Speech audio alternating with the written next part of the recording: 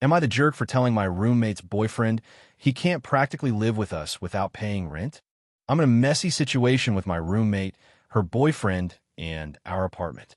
I feel like I've been put in the role of bad guy, even though all I want is fairness.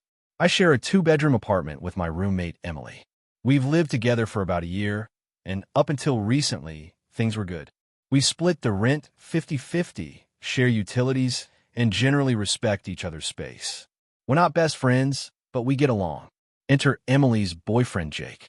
When they first started dating about 6 months ago, Jake was around occasionally. He'd come over for dinner, spend the night here and there, normal relationship stuff, no problem.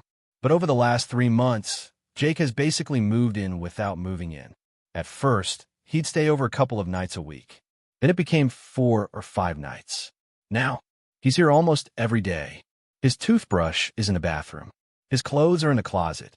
He showers here, eats here, and uses the Wi-Fi constantly. He even started leaving shoes by the door and keeping his favorite snacks in the pantry. I joked once, "Jake, you're basically our third roommate." He laughed and said, "Guess so, huh?" But the joke stopped being funny when I realized bills were creeping up and Jake wasn't contributing a dime. Since Jake started hanging around 24/7, our utilities have shot up. The water bill is higher because he showers here daily. The electric bill is higher because he's constantly on his laptop or gaming console. He eats Emily's groceries sometimes, but plenty of times he eats mine too. I finally added it up and realized I was basically subsidizing part of his living expenses. Meanwhile, rent is still just split between me and Emily. I brought it up one evening when all 3 of us were in the living room. I said, "So, Jake, you've been here a lot lately. Like basically living here." He shrugged. "Yeah, it's just easier. My place is kind of far and doesn't have good internet." I replied, "Okay, but the thing is, you're using our water, power, and Wi-Fi. That adds up. I think if you're going to keep staying here this much, you should pitch in for utilities at least."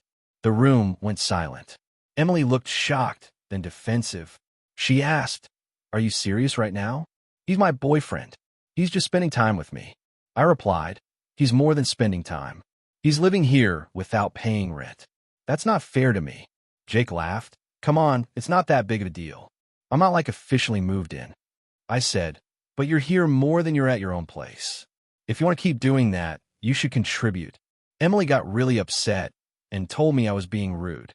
The conversation ended with her storming off and Jake muttering, "Wow, uptight much?" Since that night, things have been tense. Emily barely talks to me. Jake still comes over constantly, but now gives me dirty looks like I'm the villain in this story. Emily also told a few mutual friends, and now people are saying I'm being stingy and that I should just let her be happy. But I can't shake the feeling that I'm being taken advantage of. It's not about Jake personally. He's not a terrible guy. Annoying sometimes, sure, but this isn't about disliking him. It's about fairness. It's my money. I budget carefully. Utilities and rent are already a stretch. Why should I cover the costs for someone who doesn't even live here officially? It sets a precedent. If I let this slide, what's next? Does he move in full-time and still not pay? Do I just become the third wheel in my own apartment while they treat me like background furniture?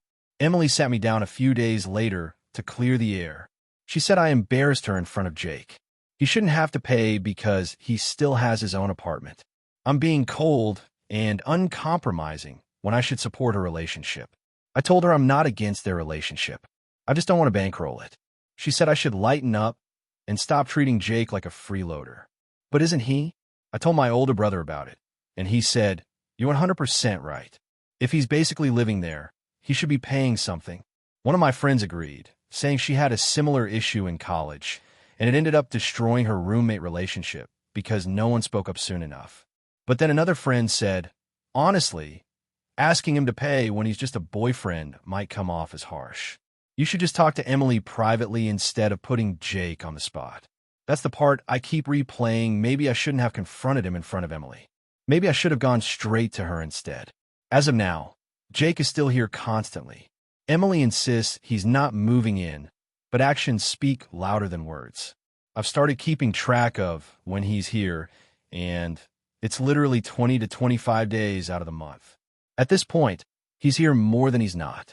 I'm seriously considering telling Emily she either needs to get him to contribute or I'm going to move out when the lease ends. But part of me wonders, am I overreacting? Should I just suck it up for the sake of peace? Here's why I can't let it go. If Jake stayed once or twice a week, fine. But when he's using my resources daily, it crosses a line. And when I tried to address it, instead of understanding, they both mocked me. That's what stings the most, the lack of respect.